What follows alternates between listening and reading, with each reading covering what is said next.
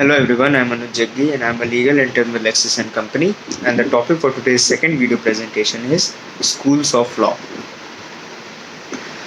So, uh, the philosophy of law, also known as a theoretical study of law, and various schools of jurisprudence, which are also known as jurists or legal theorists, have given, or there are various schools of law, namely philosophical school of law, which is also known as natural school of law or natural law, analytical school, historical school, sociological school, and lastly realist school. So let's talk about them. So firstly, there is philosophical school of law, which deals with the relation of law to certain ideals which law is meant to achieve. This means that it investigates the purpose for which a particular law has been enacted or created. It is not concerned with with its historical or intellectual content. This is the important concept or the important point under this school. And further, the notable jurists under this school of law were Grotius Emmanuel and Hegel. Further, the jurists regard law neither as the arbitrary command of a ruler nor as the creation of historical necessity. To them, the law is the product of a human reason, and its purpose is to elevate and enable ennoble human personality. This school of jurisprudence represents the belief that there are various inherent laws that are common to all societies, whether or not they are written down or officially enacted. This school of law also thought this school of thought tells us that um, law the laws is that the laws ultimately are rational and reasonable and are a logical progression from morals.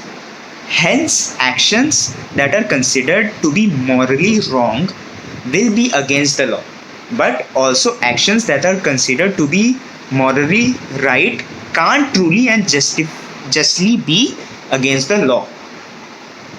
Further, natural law exists regardless of what laws are enacted, aims to achieve ideal concept on justice. For examples are the Declaration of Independence and the Bill of Rights. Both were heavily based on the natural law. So, law is the will of God and supreme power expressed in commands revealed to man through his reason. And this was the ultimate definition of natural law. For example, under this could be the human rights. So another school is analytical school of law. So this term analytical was coined by Sir Henry Maine, and the analytical school of jurisprudence. Various jurisprudence were Bentham, Austin, Callan, Hart, etc. Also called it is also known as the positivist school of law or jurisprudence because it considers law as it is and not as it ought to be. This school is also called imperative school because it treats law as a command of the sovereign. Bentham introduced legal positivism and treated legal theory as a science of investigation, which should be approached through the scientific method of experimenting and reasoning. John Austin is considered to be the father of analytical school. Further moving ahead, uh, the next school of law, which is the sociological school. The exponent of this school considered law as a social phenomenon. Sociological school is more concerned with the function of law rather than the abstract content of authoritative precept. This means that the sociological school considers law as a social phenomena and examines the law in relation to society. The sociological school considers law as a social phenomena and in relation to society. Ultimately, the supporters of also the sociological jurisprudence linked law with other social science disciplines and treated it as a synthesis of psychology, philosophy, economics, political science, sociology, etc. So further, law is an instrument of social engineering, which was, for example, the socio-economic laws, and ultimately it came to be known as the functional school. And the key jurists under this school of law were Roscoe Pound, Auguste Comte, etc. Further, moving on to the next school, which is the historical school of law.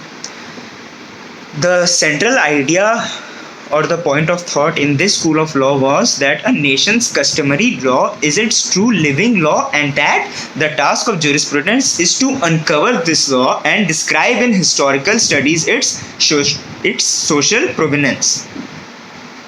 This law is found in the society and it ultimately grows like a language. For example, the customary practices, and the example of this were the customary practices, yes. So last school of law under this is the realist school. The main idea behind this was a theory that all law derives from prevailing social interests and public policy. This means that for according to this theory, judges consider not only the abstract rules but also social interests and public policy when deciding a case. In this respect, legal realism differs from legal formalism. Law is what the court declares to be the law. For example, judicial legislation, and the jurist was the Jerome Frank. So these were the 5 schools of law under schools of jurisprudence, and I hope I was able to explain you all the brief idea about each and every school. So thank you everyone.